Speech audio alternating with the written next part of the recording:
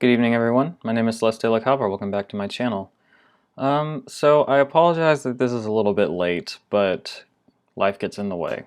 But Vinegar Syndrome announced their new releases for the month of October, and in addition, a shit ton of partner labels had announcements as well. So there's something like 22 films or something that we're going to be discussing today, so I'm going to try to get through it as quickly as possible, but there's a lot here and a lot to discuss. So again, I apologize for my tardiness, but without further ado, let's go ahead and get started. So we're going to start with the Vinegar Syndrome proper stuff first. And first we have from Pikarama, "Come with me, my love, and Satan was a lady."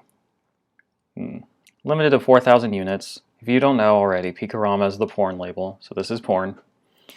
An iconic figure in New York's exploitation and sexploitation world, like many filmmakers, Doris Wishman dipped her toes into the burgeoning world of hardcore features, helming a duo of horror and thriller-infused works in the mid-70s, both of which are presented here on Blu-ray for the first time.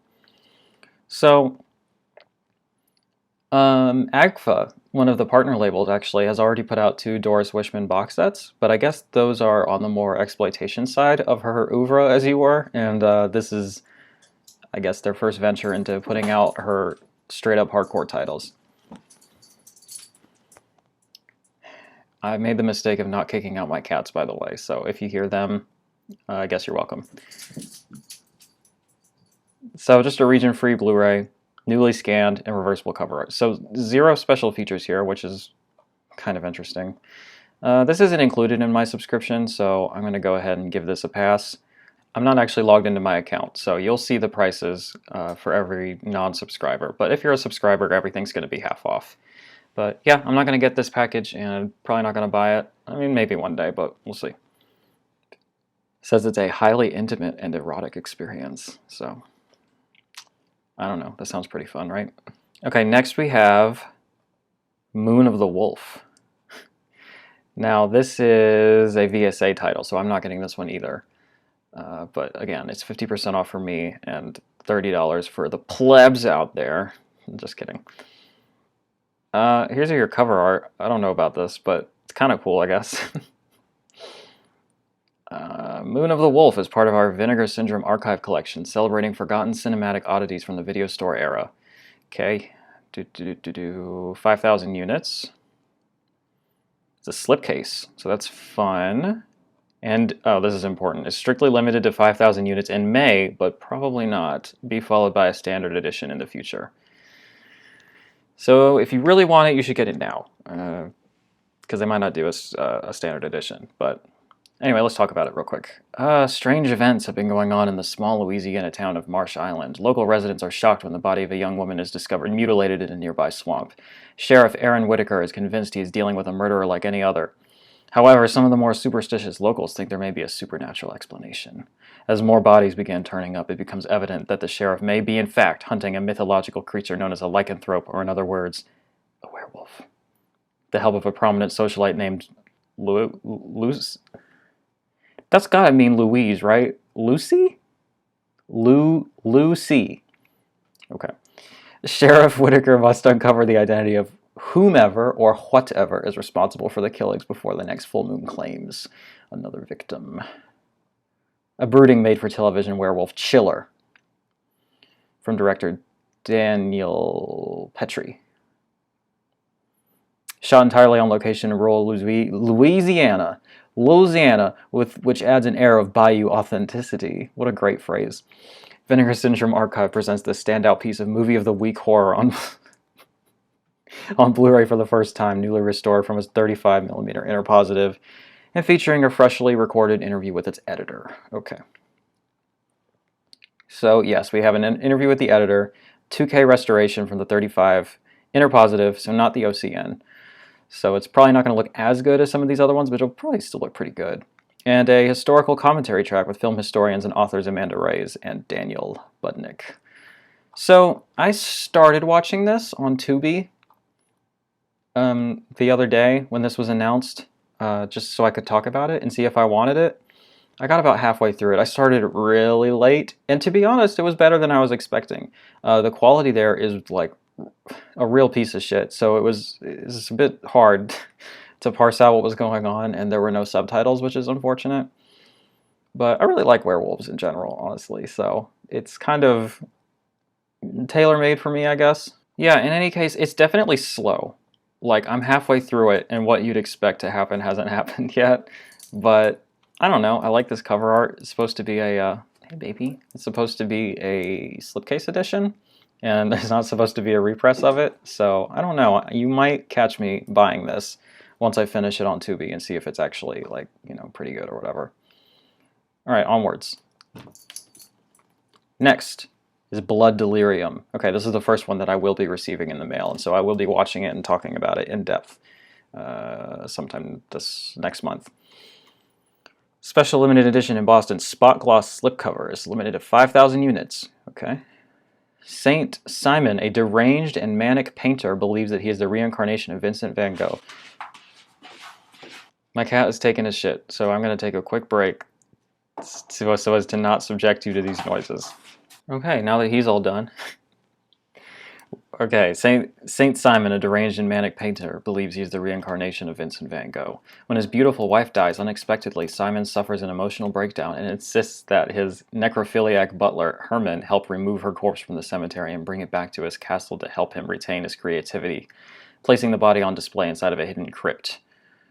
Okay, let's stop it there. Sublimely twisted shocker from the late... I don't like to read too far into these synopses because I want to help you all go into this blind while still giving you an idea of what to expect. Sublimely twisted shocker from late 80s Italy. Sergio Borgozelli's Blood Delirium is a non-stop assault on good taste with gut-pulling murders, graphic sex, and a whole host of other perversions. That sounds good to me. Overjoyed to present the world Blu-ray debut, that's sick, I love that, of this twisted and stylish gem, newly restored in 2K from the 35 OCN, and presented in its fully uncut and uncensored version. So, we got a brand new commentary track, interview with an actor, interview with an actress, Once Upon a Time in the Italian 80s, a brand new interview with the assistant director, and subtitles and shit. Alright, sick. So I'll be getting this. This reminds me a lot of Herschel Gordon Lewis's Color Me Blood Red in terms of the premise of it, and I like that movie a lot. So, I don't know, I'm excited about it. This cover art is okay, I guess, but the slip will look beautiful as always, so that's cool. I'm always fucking burping when I'm doing these. Jesus Christ, it's so annoying. Moving on. Next, we have Don't Open Till Christmas. Now, I've gone ahead and flip this to the back art because the front art has female presenting nipples, and we can't have that here on youtube.biz/gov/my channel. So this special limited edition in Boston spot gloss slipcover, nice, is limited to 5,000 units and is only available here at vinegarsyndrome.com. Now, are the nipples embossed? Important questions. It's just days before Christmas in London, but not everyone is full of good cheer as a maniac with a pathological hatred of Santa Claus stalks the streets, butchering any man that's unlucky enough to be wandering around dressed as St. Old Nick, not restricting themselves to any one method of murder, this twisted killer. Wait, did they... I see they're using they-them pronouns here. Is that giving away a twist or something? In any case, I appreciate that. This twisted killer dishes out stabbings, gunshots, a castration, and even burns the face of one poor Santa in his own roasting chestnuts. Damn. As the bodies of slaughtered Father Christmases pile up, Chief Inspector Harris finds himself under increasing pressure to crack the case before the holiday is canceled for good. Wow. Can't believe this person is canceling Christmas. That's so whack. The left these days. It's just gone too far, you know. The product of an extremely troubled production, Don't Open Till Christmas, was the second Stalk and Slash collaboration between legendary exploitation producer Dick Randall, what a great name, and former matinee idol Edmund Purdom. Okay. Originally conceived as Purdom's directorial debut, the resulting footage was considered such a mess that much of it was rewritten and reshot by director Alan Birkinshaw under a pseudonym. The end result is a fascinating and endlessly entertaining patchwork of slasher film and super sleazy thriller, punctuated by shocking moments of gore which appear almost out of nowhere, as well as an entirely gratuitous musical number. Finally restored from his 35 OCN. No, 35 negative elements by Vinegar Syndrome. Okay, so not the OCN, but probably something pretty good. And jam-packed with new bonus features along with a selection of archival treats, including lost long scenes discovered in a rough cut. This is one present you won't want to leave under the tree. So, newly restored, internegative. I think that's the first time I've seen that word. Don't direct till Christmas with the director, interview with the actress, no, the daughter of the director. Okay. Career-spanning archival interview with the director, archival making of documentary, brand new featurette revisiting the shooting locations, brand new commentary track, and deleted scenes. So this one's pretty stacked. Now it's telling me to not open this till Christmas, but I'm going to get it in October, and like I have to open it and watch it and review it for you all, so I don't know, I'm getting conflicting reports from my friends over at Vincent over here, you know? I don't know, I'm looking forward to this, it looks like a lot of fun. But I do kind of wish this was a December release, so I could watch it during Christmas. That seems obvious, but whatever. Oh, they don't do December releases. I'm an idiot. I just realized that. Ha ha ha ha ha. Alright, well, could have been a special one or something. I don't know. Whatever. Okay. The Werewolf versus Vampire Woman. This special limited edition in Boston spot gloss slipcover is limited to 5,000 units and is only here at Vinegar Syndrome.biz. I like this artwork. We got the sexy ladies and the goofy-ass looking wolf on top, so that's always fun. The haunting specter of the vestigial ghosts of Jack Pierce, I guess. Infamous werewolf Waldemar Daninsky has been brought back from the dead after a mortician carelessly removes a silver bullet from his heart. Wait, is that the rule? Does it have to stay in your heart, like literally until the end of time, lest you come back from the dead? Or do you just have to like give it enough time to fucking like decompose or something? Is that the idea? Unable to stop himself from viciously killing anyone in his path, he begins a search for a sacred cross which can finally cure him of his monstrous affliction. Meanwhile, Genevieve and Elvira, those are sexy names, are scouring the French countryside for the final resting place of Countess Vendessa, who, according to legend, was a vampire who thrived on the blood of young virgins in order to retain her beauty. Okay, so Countess Bathory is who you're describing, but okay. One night they encounter Waldemar, who offers to aid them in their quest and leads the two women to Vendessa's tomb. Okay, too much, revealing too much. The third released film in the Waldemar Daninsky saga, Leon Kilmovsky's The Werewolf versus Vampire Woman, aka Werewolf Shadow, is considered one of Paul Naschy's crowning achievements and co-stars names. Yeah, brimming with gothic atmosphere, brutal violence, and an underpinning of eroticism. Vinegar Syndrome is delighted to present the world UHD debut of The Werewolf vs. Vampire Woman, newly restored in 4K from its OCN, and including 3 different cuts of the film: its international export nude version, its clothed Spanish version, and an integral nude Spanish version. Okay, so only the international export nude version is on Ultra HD, and the rest are just on Blu-ray. So that must be the primary version, or the one that had the best elements, I'm not sure, but I guess that's the one I'll be watching. The Man Who Saw Frankenstein Cry. Paul Naschy, The Life and Legend of a Horror Icon, 80 minutes, feature-length documentary. Sick. I love when entire films are supplemental features. That just rules. Brand new interview with the son of Paul Naschy. Trailers, still gallery. Okay. Now, when this first was announced, I was like, wow, that's pretty cool. I can't wait to see that. And then, here come to find out, once I looked it up on Letterboxd, that I've actually seen this already. The original theatrical poster is fucking amazing, like one of the coolest pieces of art ever, and I really wanted to see it based on that. And it was really hard to find, up until now, I guess, but I found it streaming on the Roku channel. I try not to exaggerate too much, but I think that was the worst quality stream I've ever seen in my entire life. I genuinely couldn't tell what was happening for most of the time I was watching it, and I really only stick it out at a certain point to say that I finished it. I gave it a 6 out of 10, just like as a guess. From what I could see, it looked pretty okay. But, man, what a difference to get this 4K UHD, and I'll actually be able to properly watch it and talk about it. So I'm really excited about this one because I do remember liking it, but hopefully it's actually really great. Or maybe it sucks, and I gave it the benefit of the doubt because I couldn't tell what was happening. All right, moving on. Ooh, the big one, the Texas Chainsaw Massacre 2. Special limited edition hard case plus slipcover. Get the slip in the box by Allison Chains. Is limited to 10,000 units and is only available here at vinegarsyndrome.com. I kind of expected this to sell faster, honestly.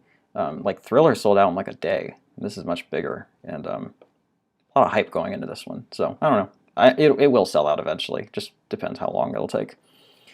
In the dozen years since the original massacre, countless more people have vanished without a trace, and despite fears from the locals that Leatherface and his family of cannibals have resumed their murderous ways, the police seem disinterested in looking into the disappearances. But everything changes when a couple of yuppies are attacked by Leatherface while calling into a local radio show hosted by DJ Vanita Stretch Brock, thus blasting their ghastly murders over the airways. Fed up with inaction from local law enforcement, ex-lawman Lieutenant Lefty Enright decides to go rogue and sets out into Texas Hill Country in a bid to finally put an end to the terror, which has been gripping this community. Okay. Director Tobe Hooper's sequel to his own 1974 masterpiece, indeed a masterpiece, The Texas Chainsaw Massacre 2 is a wild, outrageous, and unbelievably gory mix of southern fried terror and surreal humor, starring Dennis Hopper, Bill Moseley, Caroline Williams, and Bill Johnson as Leatherface. The wording implies that they all play Leatherface, which I think is funny, but whatever. Has gained legendary status as the wildest and bloodiest entry in the franchise, so gruesome that Canon Films chose to release it unrated to avoid needing to censor its nearly non-stop carnage, courtesy of effects master Tom Savini.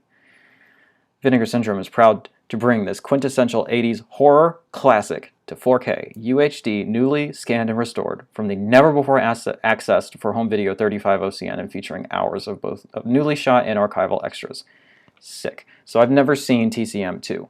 The first one is one of my favorite horror films ever. So I'm really excited to get into this. I've heard conflicting things about it, but I know it has its following for sure, and I'm just really excited to dive into this. So, we have a shit ton of fucking features on this one. Audio commentary with the director, that rules. Audio commentary with actors and special effects makeup creator, that rules. Audio commentary with director, photography, production designer, script supervisor, and property master. Because you got 3 fucking audio commentaries on this thing. I'm definitely not going to be watching all 3 of those at once. Maybe one day. Brand new interview, brand new interview, brand new interview. A lot of new interviews. They really pull out all the stops with this. A brand new featurette. Never before seen interviews. Sick. From this dude's documentary about Canon Films. That's kind of fun. Oh, hell yeah. It Runs in the Family. An 85-minute documentary on the making of the Texas Chainsaw Massacre 2. I love that. I love, love, love that. When you're able to create a documentary that's almost as long as the film or longer, I think that's so great. I think every great film deserves a documentary that long. Hopefully it's really good, because the Hitchcock ones are great. But we'll see. House of Pain. Jesus, just a lot of stuff. 43-minute behind-the-scenes video. God damn. Okay, yeah, I'm not reading all that. But it looks cool. So we'll talk about this in depth when I get it. Okay, and the last one. Roadhouse on 4K. There's that artwork, which is pretty sick. We are pleased to at last announce our 4th VSU, a film truly worthy of the branding, featuring huge stars, a whole lot of ass-kicking. Roadhouse. Our edition features a brand new Vinegar Syndrome created 4K restoration, an exclusive making of doc, and plenty of other heavy-hitting extras. As usual, will be packaged in VSU's custom-designed hardbox, featuring newly designed art by Tom Hodge. James Dalton is a tough-as-nails bouncer with a reputation for using any and all force necessary to keep the peace. Meanwhile, Frank Tillman, a country businessman, is having trouble maintaining control over the violent patrons and crooked staff at his newly acquired club, the Double Deuce. Charming. Upon learning of Dalton's take-no-prisoners attitude towards security, he makes a proposal too good for Dalton to refuse, summoning him from the Big Apple to Jasper, Minnesota? I hope that's right. And handing him the reins to the bar on the promise that he cleaned the place up. But no sooner than his first few days in charge does he wind up getting stabbed in the hospital. With the knowledge that he's up against a gang of thugs who play even dirtier than he does, Dalton throws caution to the wind and prepares for a fight that will inevitably send someone 6 feet under. Sick. Alright. Newly restored from the OCN, specifically for this release. Okay, specifically. And bursting with both new and archival extras, Vinegar Syndrome Ultra is proud to give this ass-kicking classic the kick-ass special edition it deserves. Okay, the word kick-ass or kicking ass is like here like 3 or 4 times. Jeez. Yeah, you got the fancy-ass packaging. Extras to be announced, so I don't have to read them. Sick. But there's apparently a full documentary coming. Everyone's so excited about this, and I've never seen it, or to be honest, even heard of it before it was announced, but it's on Netflix, so I'm definitely going to watch it. Hey, sweetie. Before I indulge and spend $30 to $50 on this thing. I mean, that's pretty steep. I'm sure it'll be incredible. Like, the edition, I have the fullest confidence will be incredible, but I don't know anything about the film, so I need to see it. Sounds fun, though. Okay, and with that, we're not even halfway done.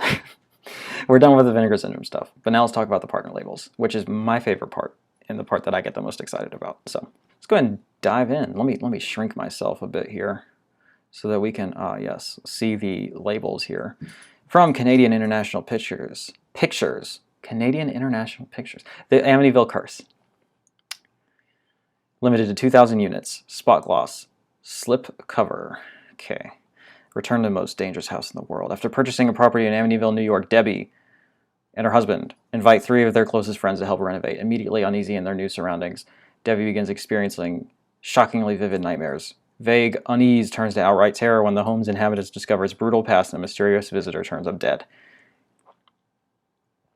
One of the most overlooked entries in any major horror franchise, the Amityville Curse deviates from series formula to surprising, amusing, and unsettling effect.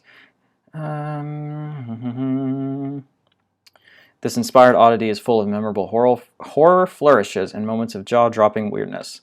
The lively ensemble that includes a bunch of people, the Amityville Curse is essential Canucksploitation viewing. Okay, 91 minutes, 1990. Audio commentary from the guy from Canucksploitation.com. Okay, that's fun. Some interviews featuring a new motion picture purgatory comic strip and an interview with a ghost hunter. Okay, that's a lot of fun. I don't know. So for a while I was wondering if I wanted to just go ahead and make it a point to collect all of the Canadian International Pictures release, because I've just been so impressed with the releases so far. But this one looks like shit, I'll be honest. It's got a real low rating, and I don't know, I still haven't watched the Amityville Horror. Maybe when I watch that, I'll be like, shit, I need to get in on all of this. But this is like entry number 5 or 6 or something like that. I don't know. Somebody can maybe talk me into it in the comments, but pass for now. This is selling like hotcakes, though. It's selling real fast. There's only 895 left as the time of this recording.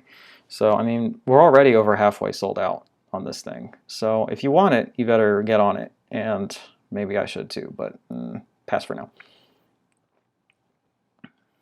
Aha. From VHS Hit Fest, Blood Hunter. This sick-ass artwork. I love this. Only 408 left in stock out of a 1,000 unit pressing. And they made my job real easy here, because the entire description is a vampire living in rural Kentucky takes a bite out of crime. From 96 at 90 minutes. Making a featurette, audio commentary, raw footage, archival interviews, and subtitles. So I am super into this VHS Hit Fest line. I've been watching interviews with the founder of it and talking to him on Instagram for a bit, and he seems really awesome, and like he has a really great mission statement in mind, and like he really knows his shit. Fest, but like if you saw my review for the Corn Shucker, which was their first release, I really love that release. I think it's so great, and I'm just really excited to see where they go from here. If this is a miss, maybe I won't just buy all of them, but you know, if this is good, I'm gonna keep buying them and just be able to have a complete collection at some point, maybe, or as it goes. But I already ordered this. I'm really excited about it. So yeah, he's taking a bite at a crime. Yeah, I don't know. This looks like fun. So I bought this already. We'll talk about it at some point. Next from Fun City Editions, Cutter's Way. Limited to 2,000 units with 1,088 left in stock. So this one's selling pretty fast too. In Ivan Passers, Cutter's Way, Jeff Bridges, John Hurd, and Lisa Eichhorn deliver exemplary performances as a trio of 60s casualties embroiled in a murder investigation that goes increasingly off the rails and threatens to swallow them all whole. Unambitious yacht salesman and gigolo Richard Bone skates on his good looks and avoids all responsibility. His best friend Alex Cutter returned from Vietnam with his body ruined. That's so harsh. But his mind sharpened and attuned to the injustices and politics that led to his predicament. Oh, that sounds really cool, actually. After Bone witnesses a shadowy figure dump a young woman's body in the trash, he fingers local oil magnate J.J. Cord. This sounds pretty fun, I don't know. As the killer. As Bone backs away from this accusation, Cutter charges forward on a crusade to make Cord pay, not only for this murder, but for all the other crimes fat cats like him have routinely gotten away with. Okay. Based on Newton Thornburg's 1976 novel, Cutter and Bone. That's a pretty cool title. I don't know, I might like that better, but whatever. And initially released under that title to poor reviews in box office. Oh, I see. The film was reborn as Cutter's Way and became a highly acclaimed cult favorite. Okay, that's weird, but sure. The lush, sunny Santa Barbara setting, luminously photographed by DP Jordan Cronenweth, is an ironic counter to the deeply cynical and tragic vibes of this neo-noir. That's fun. Cutter's Way is one of the most impassioned and truthful critiques of the American hierarchy ever filmed. Now perhaps relevant as ever, has been freshly restored in 2K from its 35 interpositive. Oh boy. Moe's Way, a newly filmed interview with Star. Newly filmed interview with former UA Classics exec. Okay. Archival interviews. Newly recorded audio commentary by the novelist. That's really cool. I like that a lot. And 2 more archival commentaries. Whew. And a booklet. Sick. God damn it. Just reading this right now, I want to buy it. It sounds really good.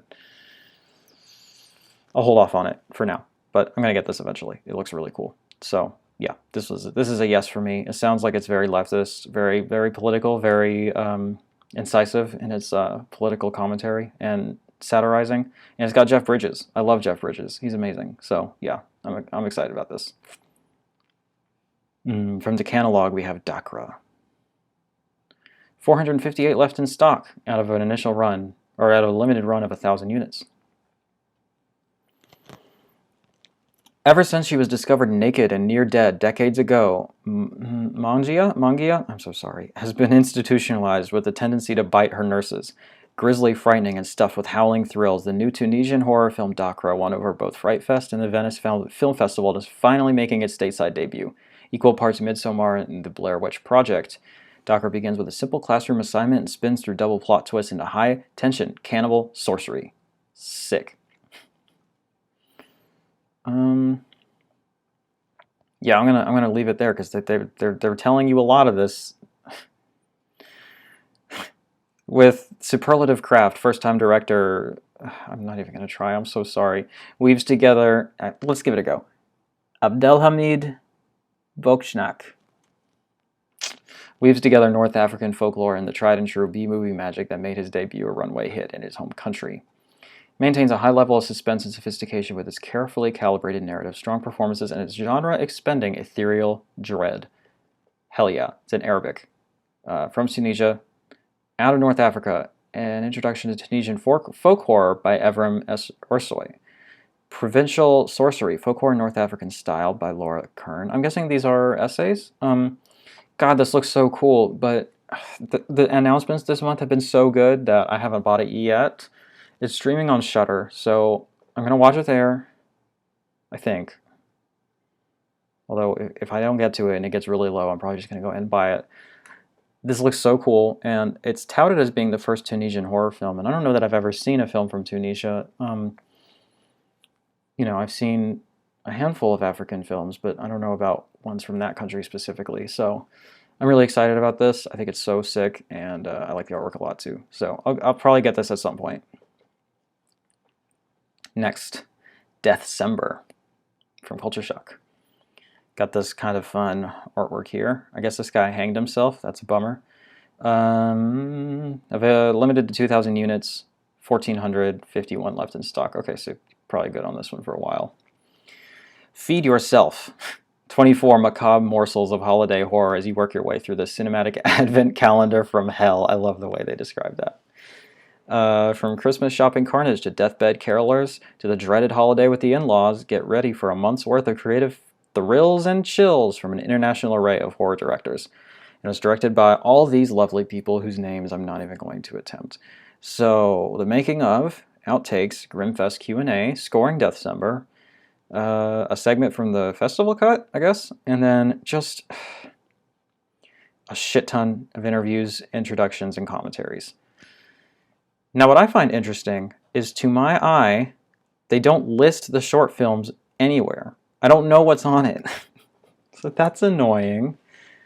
But yeah, I don't know. I love short film compendiums. It's a special interest of mine, and I think it's really fun. I love just kind of having all these different voices on one disc, but I don't know enough about this to take the plunge on it just yet. I think it's a little more expensive.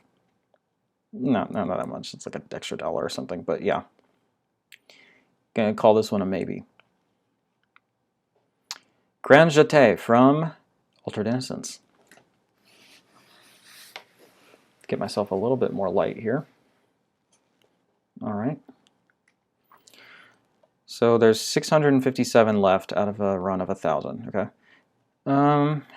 Nadja is an aspiring ballerina with the scars to prove it.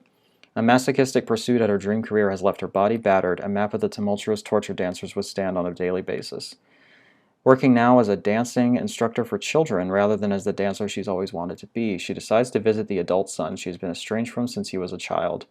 Mario, raised by his grandmother, is similarly focused on his physical form and the abuse it takes to earn the physique he craves. When Nadja shows up at Mario's doorstep, it starts a relationship that is as sensitive as it is taboo-shattering. All right. A selection of the Berlin International Film Festival is a powerful character drama about familial boundaries and the lack thereof, with sensational and daring performances and intimate cinematography. Directed by Isabel Stever. I don't know. Sorry. It's a German film. 2022. Brand spanking new. 105 minutes. Cool. In 1:5:1. That's a unique ratio. That's cool. Couple interviews and a trailer. That's it. So not at all a stacked edition, and I'm honestly not a huge fan of this artwork. I think it's kind of plain and awkward, but it looks like his underwear is on his mom's face, which is fun. Okay. So this is clearly a film about incest. Moms banging their sons. So I'm a big fan of subversive films like this. Subversive boundary pushing, like I think truly edgy and yeah, boundary pushing cinema like this. It's something I'm really interested in and I really like in terms of films when you can present me with something that is like extremely taboo and make something artful and compelling out of it. Yeah. Also, this back art is like really sick and honestly way cooler than the front art. I actually really like that. Damn. I'm super fascinated by this and I'm super interested in it and I kind of really want it. Yeah, I might hold off for a while just to see how low it gets first, but yeah, I definitely want it at some point, and you can't watch this anywhere, so gotta get it. Next, In the Soup. Let me refresh this actually because, oh shit, I haven't been refreshing these pages. Fuck.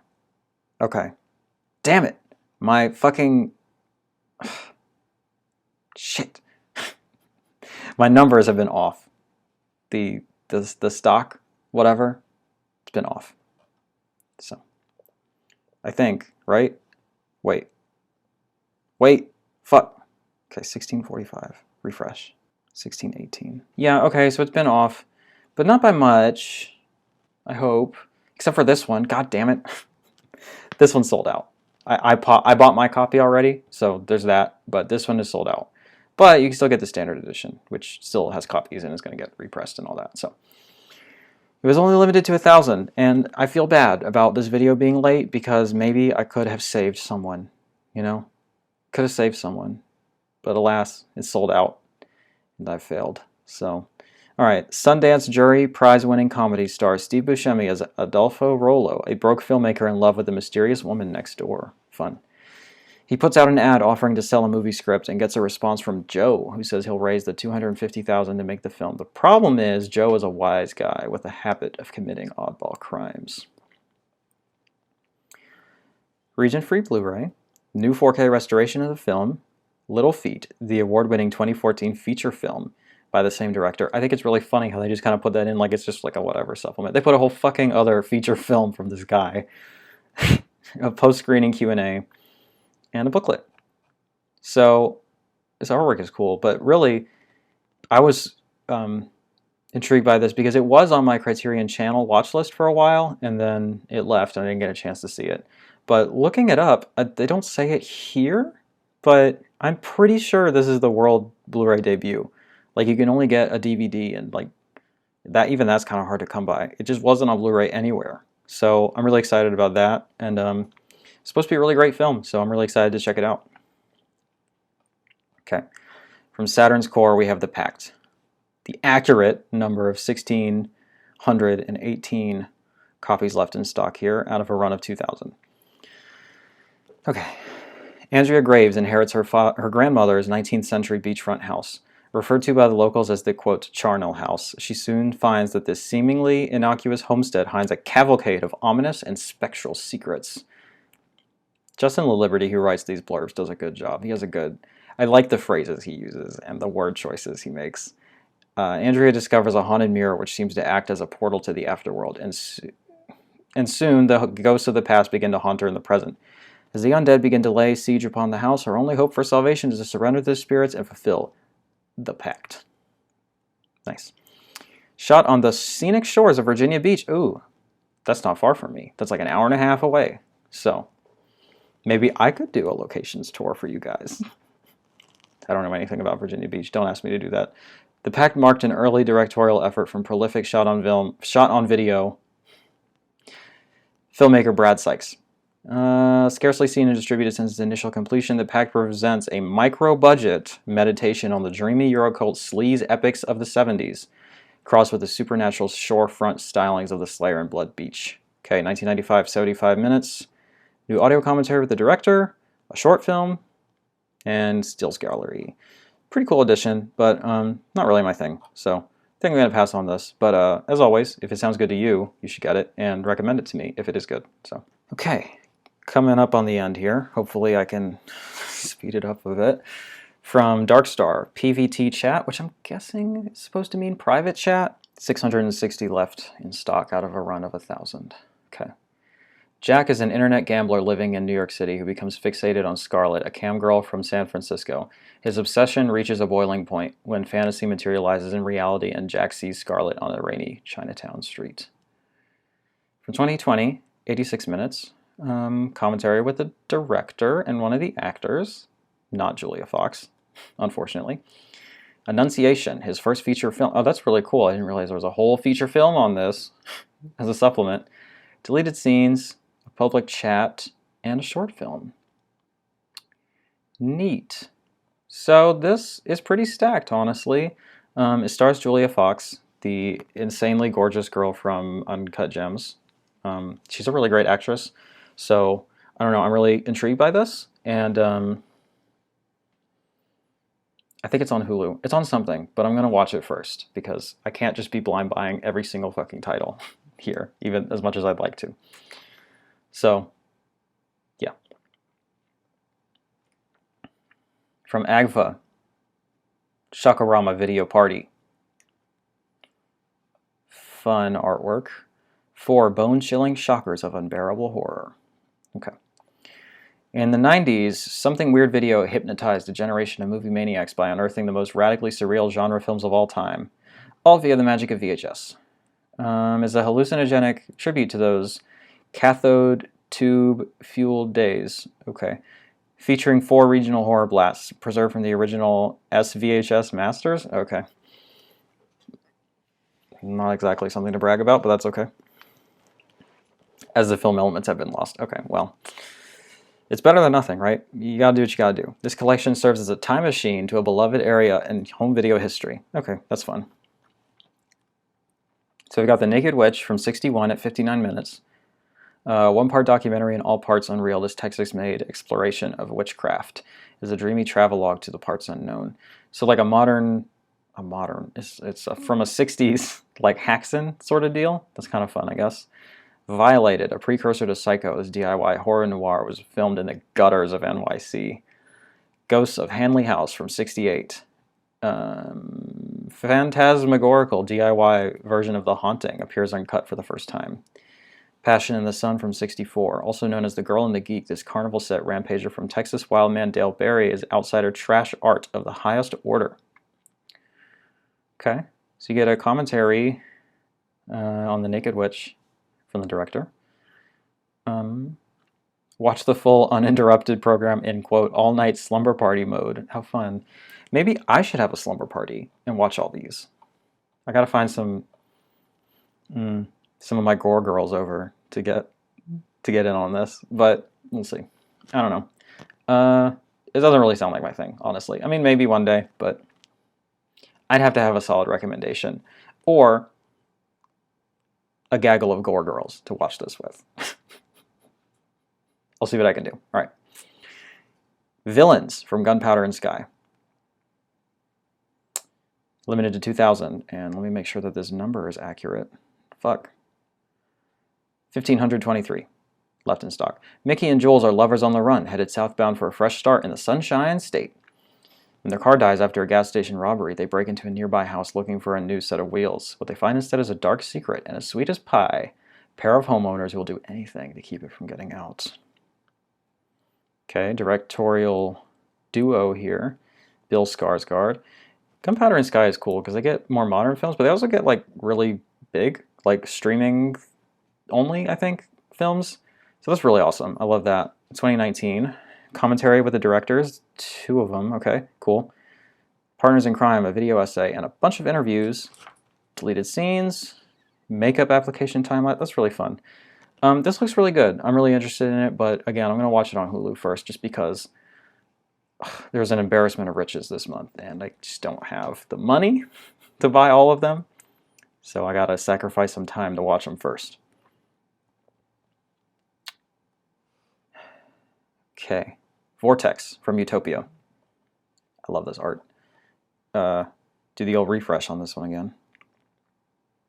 1,287 in stock from a 2000 run of a split case. That's really fucking cool, and I really want this, but I haven't bought it yet because, you know, there's a lot left, and I gotta pick my battles as they come. The Last Days of an Elderly Couple Stricken by Dementia. Thank you for that. That made my job easy. Directed by Gaspar Noé, starring Dario Argento. Okay. Q&A with Gaspar. 2 of them. Booklet, trailer. Not super stacked, but this looks fucking sick. From what I understand, the whole film is filmed via split screen. So that, I love that they kind of like manifested that in the packaging. I tried to watch this film so many times when it was in theaters. I really, really wanted to see it. And it just never happened. So now's my opportunity. Getting a Blu-ray release. This deluxe, beautiful packaging. Ugh, so excited. I'll definitely be getting this at some point. 2 left. Let's do it. Let's do it. Let's blast through it. What's Up Connection. 609 left in stock from a run of 1,000. Cool.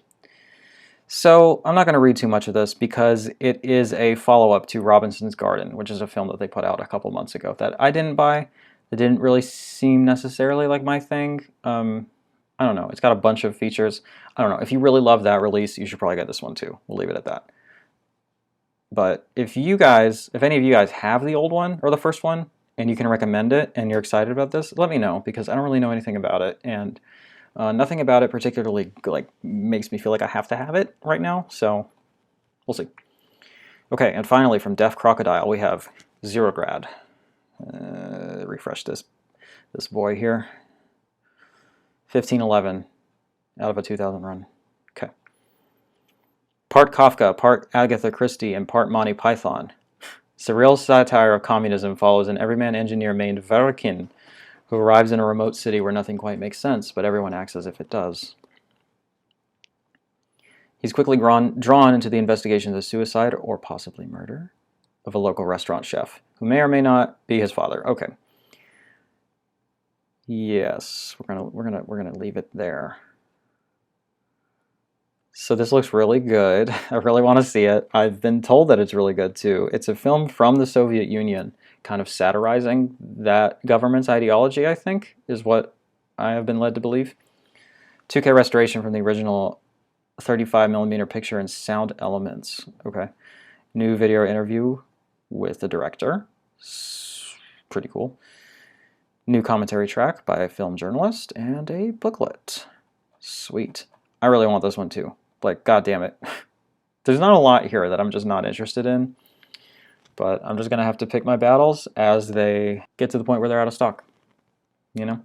I'll just have to keep an eye on it and panic buy it when it hits that like 100 number or whatever. And hopefully watch my backlog of partner label titles in the meantime. Jesus Christ. Anyway, that's the slate for this month. Please leave me comments to read. Tell me what I need to grab. Encourage me to spend more money that I don't have.